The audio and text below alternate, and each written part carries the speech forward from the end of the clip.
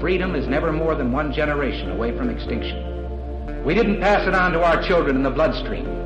The only way they can inherit the freedom we have known is if we fight for it, protect it, defend it, and then hand it to them with the well-taught lessons of how they in their lifetime must do the same. And if you and I don't do this, then you and I may well spend our sunset years telling our children and our children's children what it once was like in America when men were free.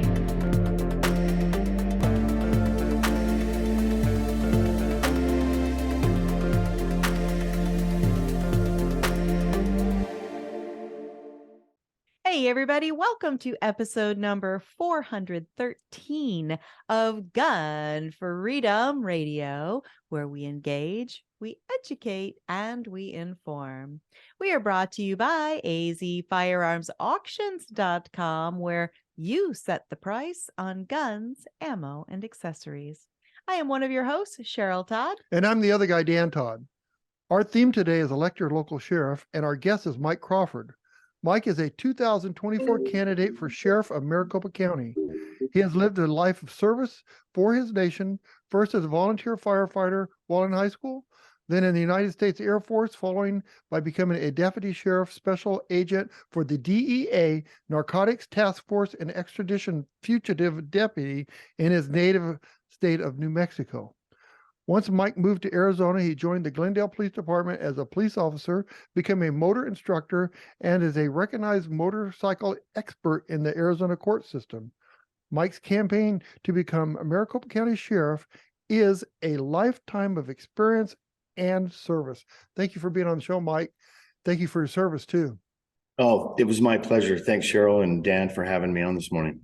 And good morning, everybody out there. How are you? Absolutely. This is exciting. I mean, of course, we are friends in real life, and now we get to play friends on TV together. So yeah. So my first question, if I can, it's not on the script, but so Michael, you are a true constitutionalist. Is that correct? That is correct. Then that's what we need for a sheriff. What else could we ask for? Well, absolutely. And standing up for our constitutional rights and freedoms is utmost important as American citizens and as Americans. It defines who we are. Right. Absolutely. And, you know, there's so much evidence lately, and I truly believe it's evidence. It's no longer like conspiracy theories, right? That the federal government has weaponized not only the DOJ, but a bunch of the different three-letter agencies. The ATF, we can speak to that from personal experience, and on, weaponize these agencies against we the people, the citizens. What can a sheriff do about that to kind of push back on that or correct that issue? Is that something that a sheriff has power over? It certainly is. And, you know, you said you're the conspiracy theorist, and call me a conspiracy theorist. I mean, you mean I'm right again theorist? It's so true. Look at what's going on in the Senate right now with what's going on with the DOJ and what they did with Trump and the laptop. Everything that's come to be true. You guys have a gun store, had a gun store, you have the gun auction, and you've chosen to not do the firearm sales anymore because it became such a hassle, with the BATF, alcohol, tobacco, and firearms. Some people says it sounds like a party. That would be great, but it's become such a hassle as a business owner and as a citizen to go through all the hoops, and they just keep adding more and more hoops. And the ATF, let's take just for instance, one of the battles that's raging right now, the forearm brace on AR pistols. Right. Or it doesn't have to be an AR pistol, but any semi-automatic pistol. Disabled firearm owners in the United States, citizens, rightful, lawful gun owners. Our Second Amendment is pretty clear. Our rights shall not be infringed. If you look at Arizona statute, it's even more strict. Arizona statute was written to defend the rights of Arizona citizens even more strictly to defend our rights against government infringement. It's actually in our statute impairment, which is even more strict against the government. And someone who is going to, number one, obey the law, and number two, defend the law and uphold the law in this state has to know the difference between the two. Impairment, that word, is a lot more restrictive than infringement. Our forefathers here in Arizona saw that we needed a more defined and more restrictive protection against the government on our gun freedoms and our rights here in Arizona. And there are several instances in Arizona statute where we are protected as Arizonans more strictly than over the broad Constitution of the United States. Mm-hmm. They had the forethought to see that. Absolutely. God bless them for doing that. What it allows a constitutional sheriff in Arizona to do is stand up more strictly and more stringently for the rights of the citizens in Arizona. When the ATF comes into Arizona and wants to more, bear down on the gun freedoms and rights of Arizona citizens, it allows the sheriff, which is a CLEO, the Chief Law Enforcement Officer, and that was defined by Justice Scalia. Whenever the Brady laws were going on, that's a perfect example. During the Brady debates, the Supreme Court stood up and said the federal government had to back off. The federal government cannot come in and order local law enforcement to infringe on citizens' rights. And it was defined very clearly in the briefs that were ordered then, and it allows sheriffs, specifically the CLEO, Chief Law Enforcement Officer of the county, to more strictly stand against the federal government whenever the federal government, these three-letter agencies, the FBI, the FDA,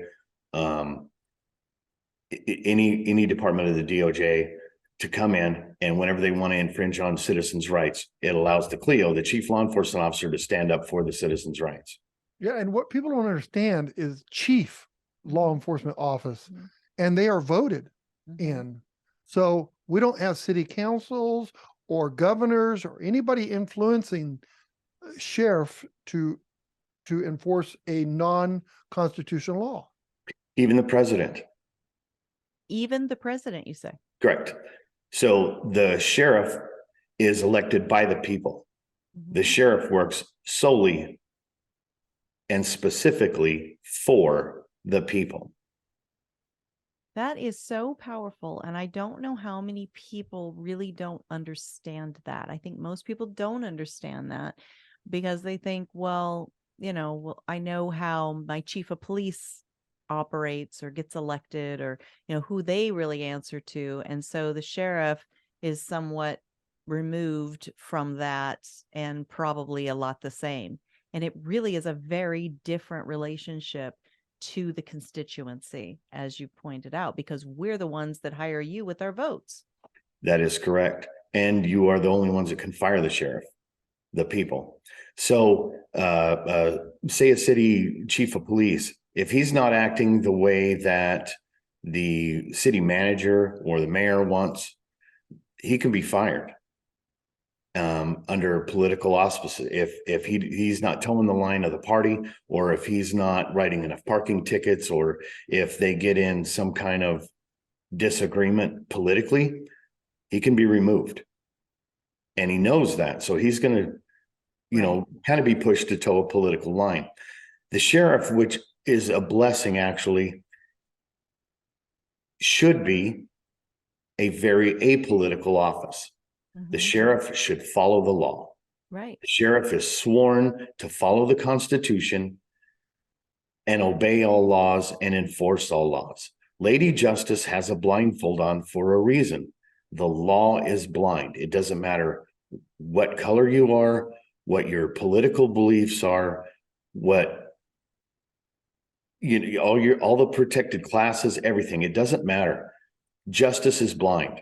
You should be protected under the Constitution, under the letter of the law. The law is what defines us as a country, and those laws need to be obeyed, respected, and enforced without political or ideological bias, period. So if the ATF Absolutely. were to come to Maricopa County and go to our chief of police in the city of Phoenix and say, we would like to enforce a law that is, Unconstitutional. well, they don't say unconstitutional, they Right. want to enforce law. And the sheriff department decides, hey, this is unconstitutional law. Can you stop that from happening? Most likely, yes. Okay. It does get a little political if it's in the city limits. The sheriff is by state statute, 11441, Arizona revised statute, regulated and actually called upon specifically there's 8 calls for the sheriff. Number 1 is to keep the peace. And it regulates in there that the sheriff is responsible for enforcing all laws in unincorporated areas. Inside the city limits, it's almost always left up to the cities. But if there was a unconstitutional act being created, would you step in to stop it? If it's brought to the attention of the sheriff, it is required. Okay. And then another question, what can you do to better serve Maricopa County? Oh, there's so many things. Well, number 1 is our posse system. I was a volunteer fireman at the age of 14. That's when I started my service heart. I was molded at a very young age to serve my community as a volunteer. And our posse system was so strong. Our volunteer system, Maricopa County was founded on volunteers, people stepping up to serve their fellow man, their fellow community members, their fellow citizens. And when our current sheriff took over in 2016, we had about 2,500 strong volunteers as posse members. What's a posse basically in the Constitution? A militia. Well, because of the backing of the sheriff, whenever he took over, they weren't going to stand for a militia here in Arizona, which is our sheriff's posse. It's a very strong, regulated, trained civilian pseudo-military force. And they were disbanded. They were pretty much vilified whenever they were disbanded. There were a lot of bad things said about them. And I don't think it was fair. I really don't think it was fair. They were very good, honest, hardworking people that volunteered their time to do a very great good in this county. They volunteered for search and rescue, for animal rescue, and a lot of great things in our county. I guarantee I will bring that back, and it will be a lot bigger than it was before. I have a lot of great ideas for a disabled posse. There are a lot of people with disabilities that do want to serve, that can serve, and I will put them to work. That's awesome. And I agree with you. I've met several posse members that have been very disappointed on some of the things that our active sheriff has been doing. And we have to get our youth involved as well. We can get youth posse. They have a cadet program. It's kind of small right now. We can get our youth involved. Right now, graduating seniors at 18 years old, less than 3% are eligible for military service due to drug use and being out of shape and mental health issues. By the time they reach 21 years old and can legally carry a handgun in the United States and are eligible for law enforcement entry, less than 1% of 21-year-olds in the United States are eligible to enter law enforcement. We have a huge recruiting problem. A lot of times when they get there and they're turned away, they say, well, I didn't know. We have to get to these kids when they're younger. If they want a job at McDonnell Douglas or at a hospital where there's a strong background check into their history to get a good job, a lot of them are being disqualified. Law enforcement is a big one as well. They didn't know. Nobody's telling them. So we need to get to them younger and let them know, hey, if you want a good job when you're older and these things matter, you need to stay off the drugs. I know marijuana is legal in Arizona, recreational and whatever, but if you use marijuana so many times, you're ineligible. If you get into any other recreational drugs that are not legal, it can disbar you for life from being in law enforcement. And that's got to be pretty confusing for a kid that says, well, marijuana is legal now, but yet when you're 21, you go for a job, you may not get the job because marijuana may be legal, but it's not acceptable to some of these larger corporations and law enforcement. Or the fact that it can interfere with your ability to Yeah. enact your Second Amendment rights. That's correct, because federally, it's still illegal and you have to fill that out on the form, and it can preclude you from being able to purchase firearms, and it can seriously preclude you from gainful employment in government contract jobs and in law enforcement. You're right. We've got to let kids know at a younger age, give them purpose at a younger age for why, because that's what, kids always do. And somehow as adults, we stop asking why, and we just start head bobbing like, oh, okay, because the culture tells me. But kids want to know the reason why. Give them reasons why. Well, and to us, it's common sense.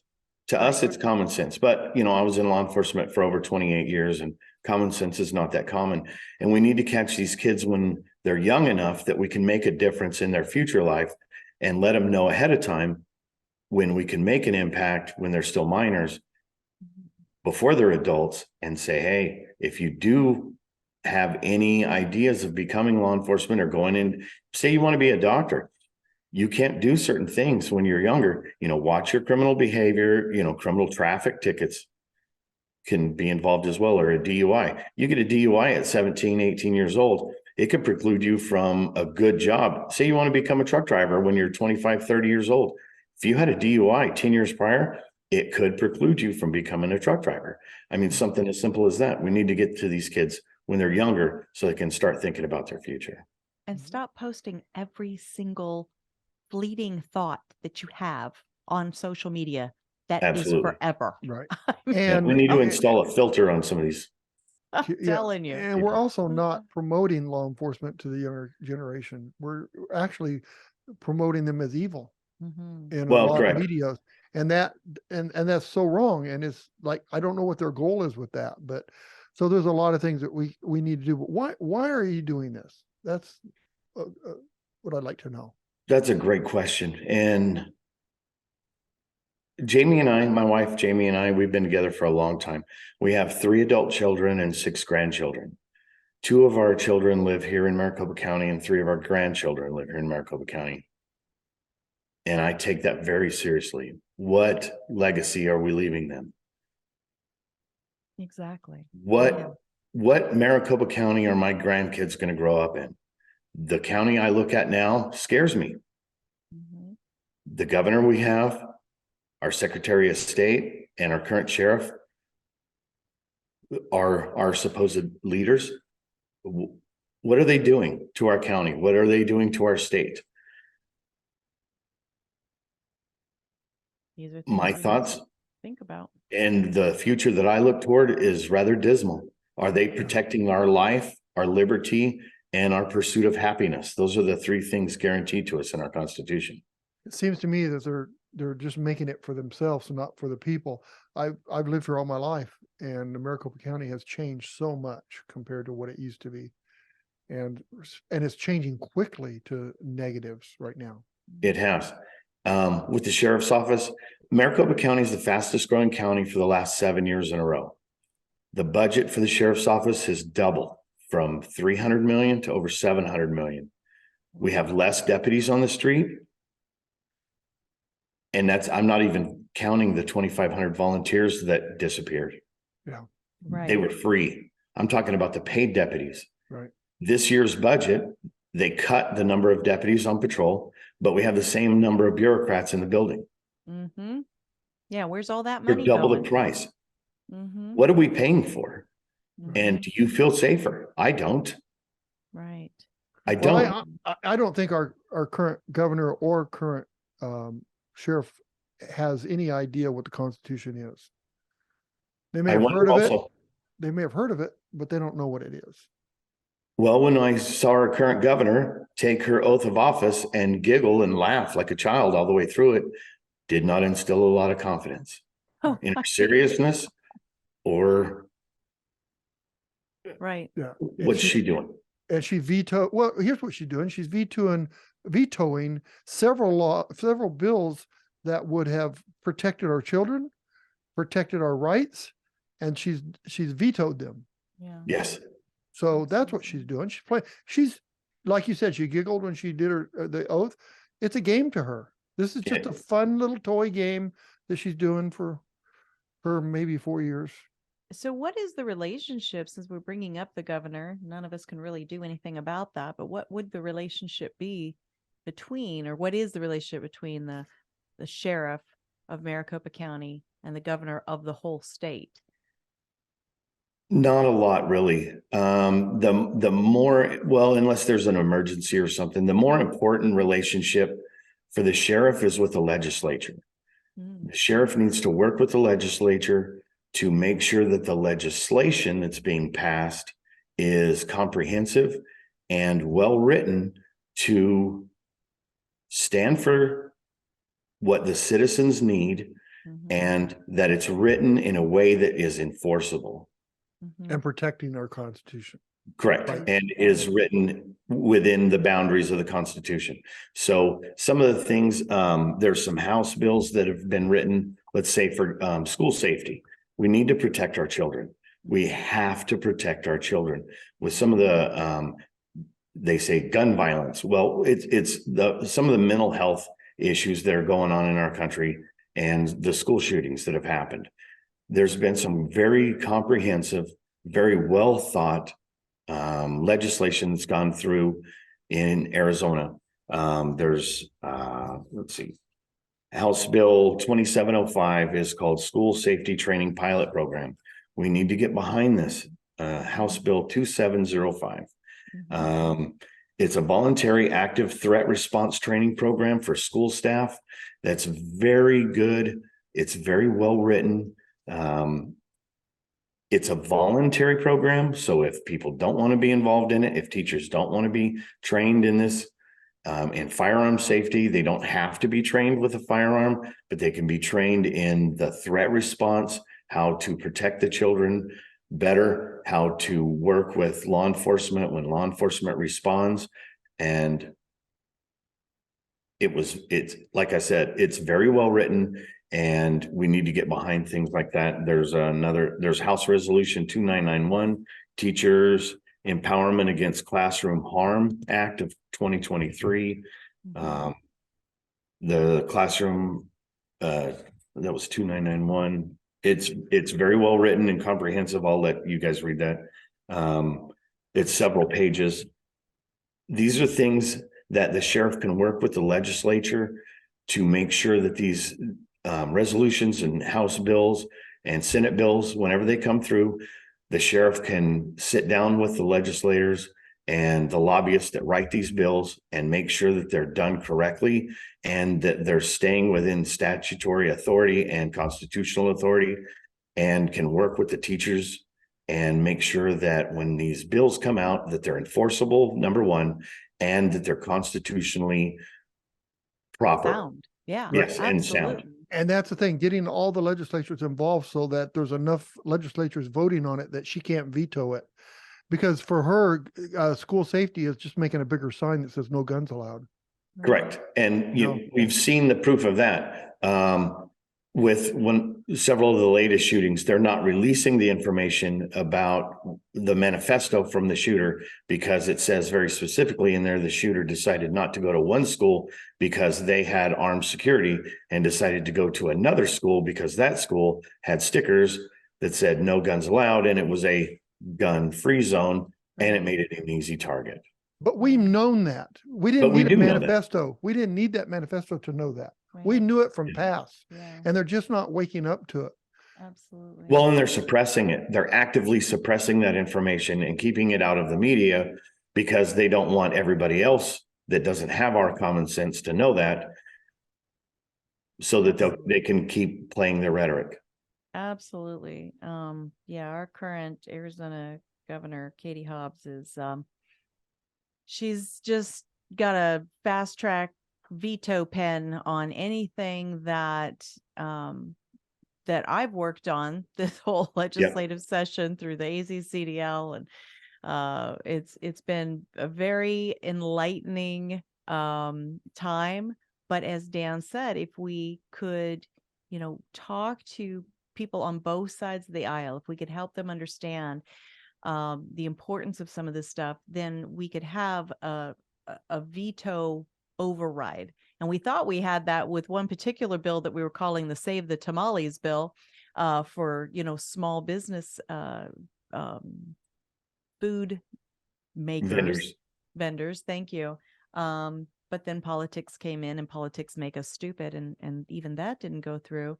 But one of the bills that she vetoed is basically stop, drop, and roll, but for firearm safety. Correct. So who would veto teaching kids what to do if there's a fire emergency, which is the stop, drop, and roll analogy? Apparently Governor Katie Hobbs, because the minute you say the word guns, or it was sponsored by somebody on the other side of the political aisle, is just an automatic no for her.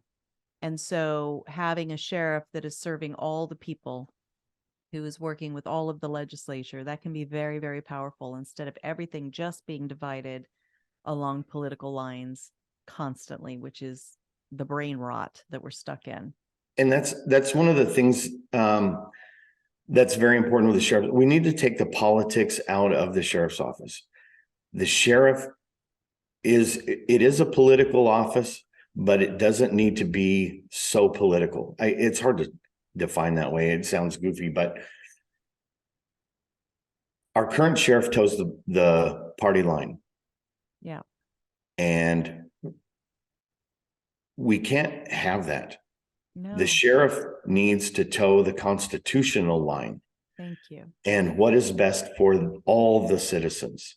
Yes, absolutely. Not for one party or the other. The sheriff has to stand for the Constitution and for the citizens. And that's the cool thing about the Constitution. There's nothing in there about being black, white, brown, yellow, green, blue. There are no buts in the Constitution at all.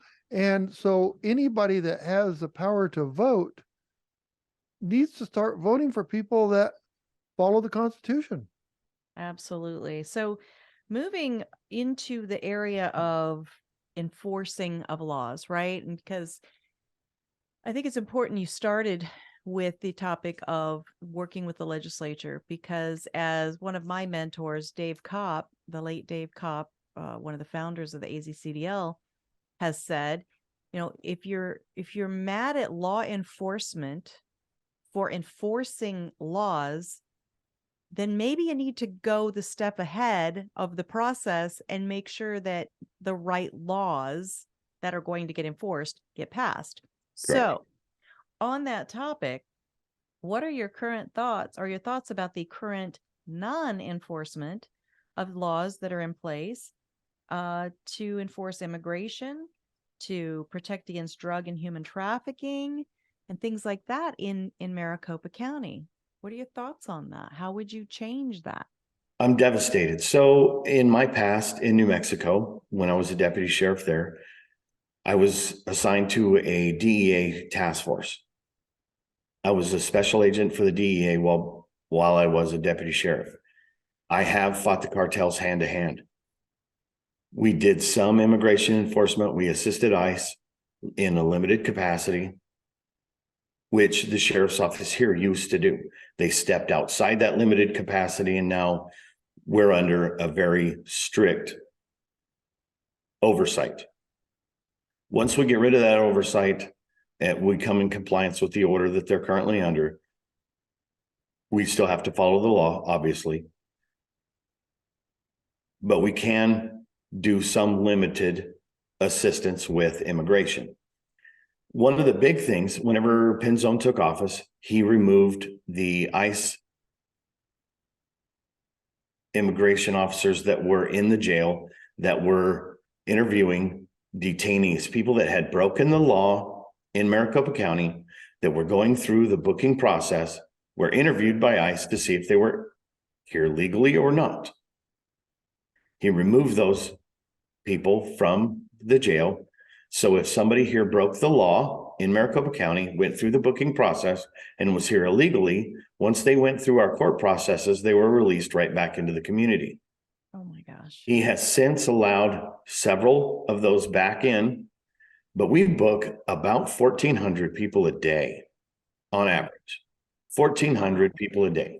Maricopa County jail system, just the county jail system, is the 4th largest jail system in the United States. Wow.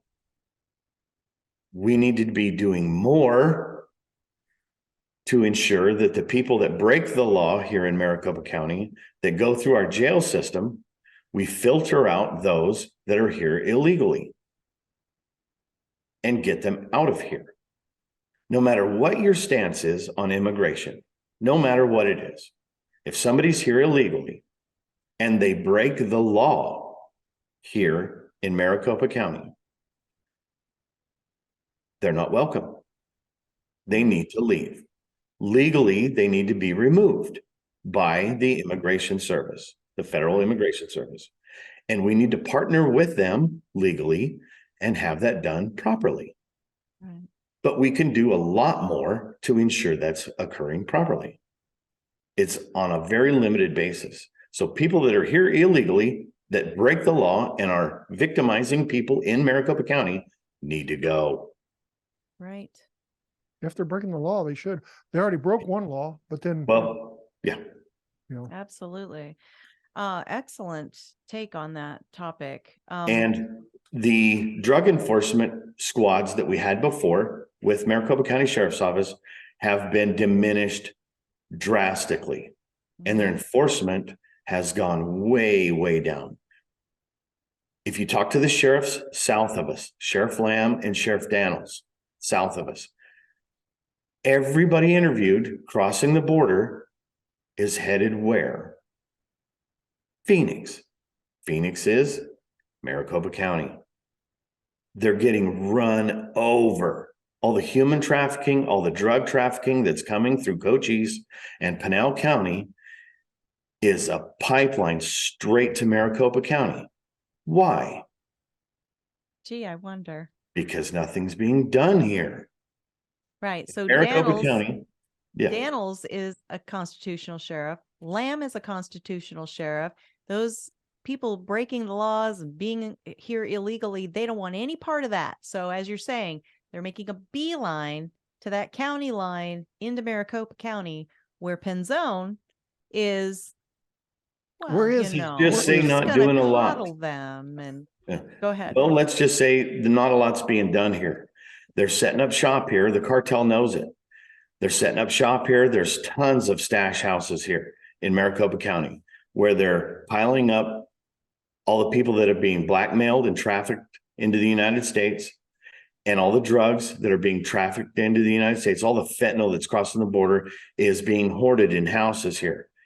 In Maricopa County, we have a humongous, amazing rail system and intercontinental highway system.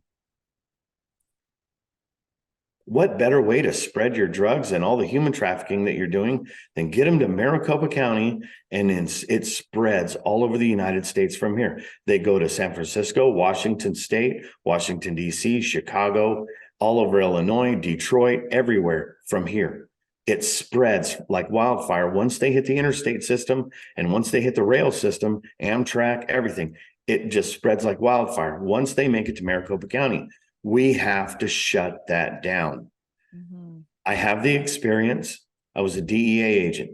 I know how to stop it. I know how to fight it. We have to shut it down.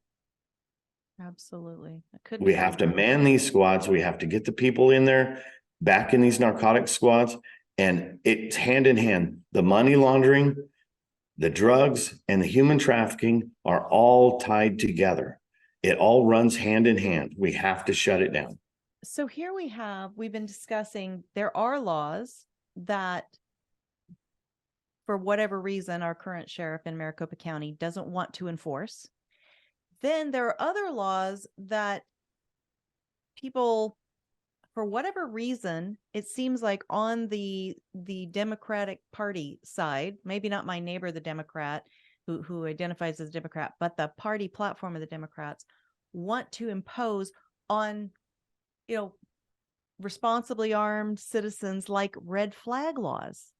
And red flag laws are these laws that are a way to weaponize, again, law enforcement against responsibly armed citizens, that basically you just need some neighbor or, some ex-wife or some ex-boyfriend or something to say, hey, these people have guns in their house and they're unstable. They make me nervous. They said something about, wanting to end their life or whatever. And then law enforcement is empowered to go and confiscate property. And that property specifically is firearms. So help me understand that. How does that make sense? And what would your take and your attitude be on something like a red flag law? Well, see, red flag laws, it sounds like a very safe thing for you.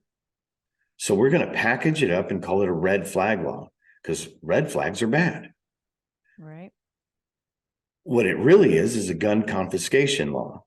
Exactly. So it's the scary gun law. So they can package it up nice and say that, well,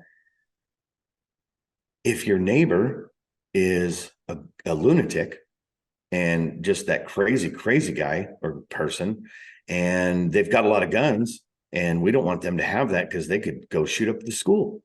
We're going to put these laws in place where you can save your children and have their guns taken away until we can have a hearing and make sure that they're safe and they can see a professional and whatever. That's backwards. The Constitution says it has to be the other way around. You're innocent until proven guilty. Well, they're trying to sneak these red flag laws through so that you're guilty until you can try and prove yourself innocent. Right. This is America. It doesn't work that way. So we go back to what we originally started with, working with the legislators and making sure that these laws don't go through. We are Americans. We're innocent until we're proven guilty. You cannot come in and impair my rights to own my firearms if I've broken no laws. Now, this goes back again to what we talked about a minute ago, our broken healthcare system. Our mental health care system is broken. We do have people that are mentally incapable of owning firearms. We need to shore up that system. But going after legal citizens in this country that own firearms because you don't like the bumper sticker on their car, or you don't like the political party that they belong to, or you don't like that they protested your opinions at a school board meeting. Right. You cannot go after their firearms and take them away, and then they have to try and prove that they're not crazy because they don't agree with you politically. That's not the way things work here in America. You are an innocent person until you're proven guilty. Now, if somebody wants to have a hearing and they prove with facts that you should not own firearms in a court of law, and they go through the legal processes, that's different. But just going and taking somebody's firearms because they don't like your bumper sticker, or they don't like the way you mow your lawn, or you don't agree with your political beliefs, or you're going through a divorce, and there's just too many examples of things that have happened in other states that frankly scare the hell out of me. Yes. Red flags won't work anyway because it's not the gun is not the problem. It's the person behind the gun. Right. It is. So the red flags don't work anyway. It should never have even been a law because it doesn't help. Besides that, red flag law, you come and take my guns. How do you know you got them all? Exactly. Well, and that, and it just opens up such a Pandora's box of so many problems. Right. And they say that they're doing it because of all the school shootings. Well, how many of the school shootings was the shooter not the owner of the guns? Right. They either stole the guns or they took them from somebody that was a legal gun owner, and they weren't even supposed to have them anyway. Right. No, It wouldn't have stopped anything. So, I mean, we just have so many problems that this doesn't address. Absolutely. And it's a mental health problem, and we need to work on mental health issues, not the gun issue. It's we not have- the gun, it's the person. we have some mental health issues in legislation too. Mm, yeah. Oh, sorry, there that's is. a Well, I think you just whole said other politics topic. again. I know, it's true. So there's an issue that I think not enough people are familiar with. I myself am only cursory familiar with it. But yet we are being impacted by the exorbitant amount of spending of taxpayer monies on a melendrous lawsuit at MCSO. What is the melendrous lawsuit, and why is it sucking up so much of our taxpayer dollars? So the Melendrez lawsuit I had briefly mentioned earlier is the oversight that's over the sheriff's office. So back in 2010, there was some immigration enforcement being done in, I guess, in cohorts with the federal government, and it was being done legally in the beginning, and then it stepped over those bounds, and the Maricopa County Sheriff's Office was sued, and several, you know how those civil lawsuits can explode. The ACLU jumped in, the DOJ jumped in, and we are paying for it because the sheriff's office lost. So since 2010, the Maricopa County taxpayers, paid approximately $300 million. Oh my gosh. It originally cost us $20 million a year for the oversight. That money goes to the ACLU and an independent monitor to monitor the sheriff's office on the enumerated items that was laid out in the Melendrez lawsuit. Things from traffic stops, internal affairs investigations, how statistics were kept, how records were kept, a lot of things. These were all things tied up in the lawsuit that the sheriff's office was found to be doing improperly. We are now sheriff's office is in 95% in compliance. Basically, the only thing left is the internal affairs investigations. They're trying to get that under wraps and handled. The problem is now in this year's budget, it's $26 million a year for the oversight because of budget costs and, inflation. That $26 million a year goes to the ACLU and the independent monitor to monitor the sheriff's office. In October of last year, the sheriff, Penzone, was found in criminal contempt in the same court because he's still not in compliance with the order. 13 years later, it's now his monkey on his back. It was Arpaio's, now it's Penzone's when he was elected sheriff. When I'm elected sheriff, it'll be mine. It comes with the job. Mm-hmm. The problem is 13 years later, this thing has become so overblown, I think, and this is my opinion, and it's the opinion of several others, that the lawsuit has gone beyond its scope and it's kind of lost sight of its original intent. And it's basically become too big and unrecognizable from its beginning authority and intent. I don't even know if you could come within compliance of it now. It's just grown beyond, it's grown so many tentacles now. I don't even know if you could cut them all off and it could become what it was originally supposed to be. But he was found in contempt for not coming into compliance, and we're paying a fine of $1.15 million a month. Oh. On top of the $26 million a year we're already paying. How long does it have to go on?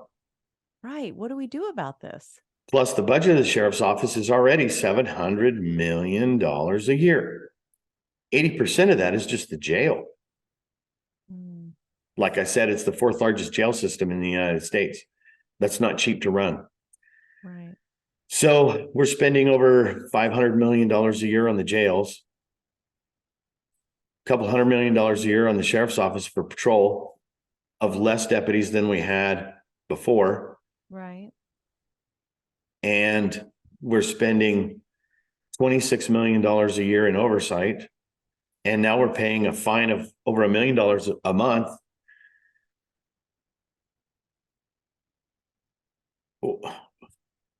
This isn't sustainable. No. Sure, And just what are raise we our getting property for our tax. buck? Just raise our property tax some more. What are we getting for it? I know. Less Right. patrol, Yeah. less officers on the street. We're less safe. In the fastest growing county in the last 7 years, we have less patrol, which does not make sense. That's goofy math. And it can't be maintained. Right. It's going to implode. So what do we do about it? And who does something about it? Is it the citizenry? Well, we're hoping a higher court is going to step in and do something about this order and make some appeasements to make it sustainable and to make it to where we can come in compliance and we can come within compliance of what it was originally intended. They've suspended the officers' Bill of Rights. The deputies at the Maricopa County Sheriff's Office have no rights that they were supposed to have with these internal affairs investigations.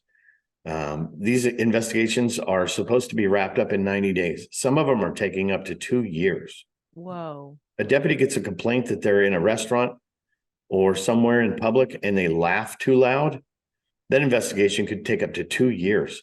That impedes the officer's ability to get hired somewhere else, to get promoted, to move to another position, for something that simple. If a deputy gets a complaint that they're rude and it's something that is a misunderstanding and could in another agency could be handled with a simple phone call and an explanation where a citizen maybe didn't understand, or maybe the deputy didn't understand it. It could be a simple conversation or a Right. simple apology. Right. Can't do that because of the oversight. They have to follow such strict protocols because of this oversight. It's become such a green one-eyed monster that they have to follow. It's just inconceivable. It's Bureaucracy a and monster. big government right Yeah. there in a nutshell. Well, it's a profit maker for the ACLU and the Independent Monitor, Mhm. Absolutely. They're not going and to they're going to let go fight of it to that. the death. They're going to fight it to the death because look at the money they're making. Absolutely. And it funds their policies that they continue to run in this country. So It's craziness. Well, I'm excited to see someone like yourself running for an office like this, that you've got the experience, you've got the common sense, you've got the foresight, you've got the connection, the grounding in the Constitution, that you could bring some sanity to things that have gone completely bonkers over the past few years. And again, in such a huge county, it takes up so much of the square footage of our state. It cannot be trusted to a political creature. It just it cannot. can't. Well, and you need somebody in there that's level-headed. And one of the biggest things I learned in law enforcement and throughout my time in the military, things have to be done with reason. Mhm. Law enforcement has to be done with a reasonableness. When you look at something, you say, is this reasonable? Mhm. Can't have somebody that's going to go in there half-cocked and with a huge ego. You cannot have that. I was a non-commissioned officer in the military, and I learned through my military leadership training and experience. And that's one of the unique things about me in this race. I'm the only one with any military leadership training or experience that's in this race. It taught me, I earned a medal in the military about how to lead with reasonableness and how military people go to good people. They follow a good man. It doesn't matter how many stars or stripes are on your arm. You have to be a good man, a good leader. They look for good leaders. And I pride myself in always having been that. Even in law enforcement, I didn't seek a lot of leadership roles in law enforcement because I really enjoyed what I was doing, but I did lead from the front and on the ground. And I've always been really good at that.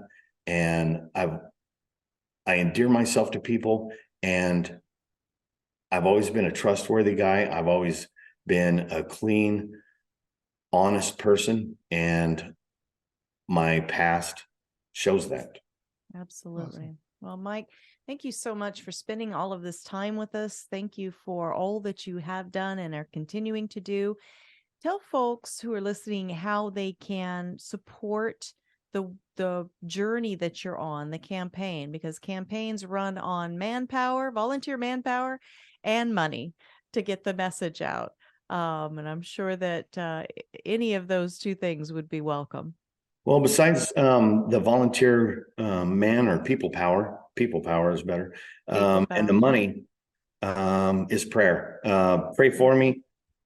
The power of prayer goes beyond anything we could ever reach for. But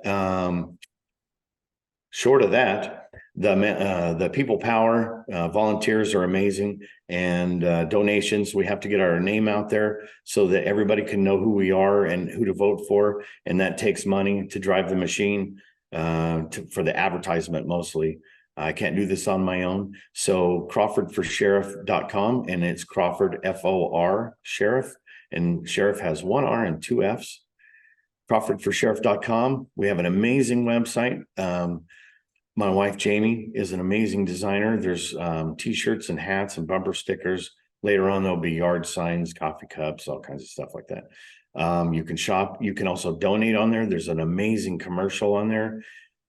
Click on the speaker. There's audio. It'll tell you a whole lot about me and who I am, where I came from, how God changed my path and made me better able to serve the people in my community and my country. You can also go to Mike Crawford for Sheriff on Facebook. I have Twitter. I'm not allowed to control it. Jamie does all that. But there's Twitter. I wouldn't say MySpace. That would show my age. But we have all the social media accounts out there, Crawford for Sheriff or Mike Crawford for Sheriff on Facebook. Please contact me on there on any of those social media platforms. Call me if you have any questions or concerns. Comments, if you want to volunteer, please reach out. I'm always available. I'm retired from law enforcement 2 years ago. I've never been so busy in my life. The only drawback to retirement, you never get a day off. Right. That's fantastic. That's true. Mike, thank you so much. I appreciate everything that you're doing, and we will definitely be checking in to see how things are going with your campaign and have you back on once you are Sheriff. And thank you very much. And that Pot of Gold website is got me in some hot water once or twice with the wife, but I do have to say that single shot, the single action Sam Colt signature limited edition Navy that I bought is just a sweet item in my collection. Awesome. Good. I got a smoking deal on it, by the way. And everybody should visit that site. It's amazing. Awesome. Thank you very much. Mike, for Thank the you. plug. potofgoldauction.com. You guys are amazing. Thanks so much. We will talk to you soon. And thank you. Thanks everybody out there for listening. God bless, and keep your safety. Keep God close and live a happy life. Thank you. Thank you. God bless. Bye-bye. So, again, when I'm looking for a sheriff, I'm looking for somebody that follows the Constitution, and he does. And so he's got my vote. I mean, that is such an important consideration that we don't use often enough in electing any of our officials, right? We're hiring somebody who is going to represent us, right? And if you have the core values like we do, that the Constitution is our guiding force, it is our grounding, right? It's our recipe book, right? Our roadmap. Then why aren't we using this to help hire people who are going to stand and speak for us and act on our behalf? And so, and who in this world that loves their freedom would not agree that the Constitution is the thing? I mean, so even a criminal, if you're a criminal, let's say you're making meth down the street, you want a sheriff or a law enforcement agency that's constitutionalist, because when they come to raid you, you live. Yeah, they have certain, Okay. certain guidelines. Right. They have guidelines they have to follow. Right. Because even as a criminal, you have rights. It's true. So, you need to think about that. I don't want a sheriff because I don't want to vote for a sheriff because the sheriff's going to arrest me. Well, you want a sheriff that's going to arrest you. You want one that knows the Constitution. Great point. If you get pulled over by a police officer for speeding, do you want a police officer that's a constitutionalist or one that's not? Yeah, exactly. Good point, Dan. So, All right. Well, thank you so much to our awesome guest, Mike Crawford. Thank you to all of our audience out there, whether you are viewing us on a video or listening to us on audio only. We appreciate you because you take these conversations with these subject matter experts into your carpools, around your dinner tables, and into your spheres of influence. Right. And that is where real impact and real change happens, especially when our children can be exposed to the ideas and topics that we're talking about. Because, too often in school, they're just told to basically listen and regurgitate. We want people to chew on ideas, right? And use these thoughts and these topics as jumping off points. I love it when we talk about something that maybe some of our listeners disagree with, because then they're mentally interacting with the information enough to disagree. Is that why you disagree with me so much? That is why I disagree with you. So to have a conversation? Right, because that way I don't I'm agree with that. engaged. You don't. No, that's I'm right. fully present when I'm disagreeing with you, right? Yeah. So He thank never you. disagrees with me though. No, he's always right. Anyway, thank you so much to all of our audience out there. We really value you. If you want to rewatch this video or any of the videos How would I do that? we've ever put out, go to YouTube or Gunstream or any place you find your video content, and be sure you hit subscribe and notify the notifications button, because not only do you stay really in the know as fast as the speed of light, but you also tell those platforms that this is content you want. Right. And it's a hedge against us being canceled, which is kind of like the big thing right now that everybody's using as a weapon against anything that they disagree with. Instead of thinking about it, using it as a jumping off point and mentally chewing on it, they're just like, I want to shut you out and cancel you. So we would very much value if you would subscribe and notify. If you want to listen to the audio only version of any of them, go to our website, GunFreedomRadio.com, click the on demand tab, and binge listen to your heart's content, darling. Wow. That was way over the top. This came out. Wow. That's a new Broadway song. Is that a new Broadway song? Yeah. I'm not going to encourage that. And if you want to see photos and bios and links to all of the works that all of our guests have done, go to the guest tab. And as Mike Crawford was saying, he's on all the different platforms. I have those links for you. One-stop shop for you, making it easy. It's a growing, our guest tab is a growing database of incredible guests that we've had on. And when you spend time there, we don't hate that. All right. Until next time, we are going to pray for this nation. We are going to pray for our leaders. And what about the ones we don't like, Dan? We don't have any time to discuss that right now. Yes, we do. We're going to pray, maybe especially for them. All right. Until next time, have a great week. Be good to each other, and God bless. Bye-bye.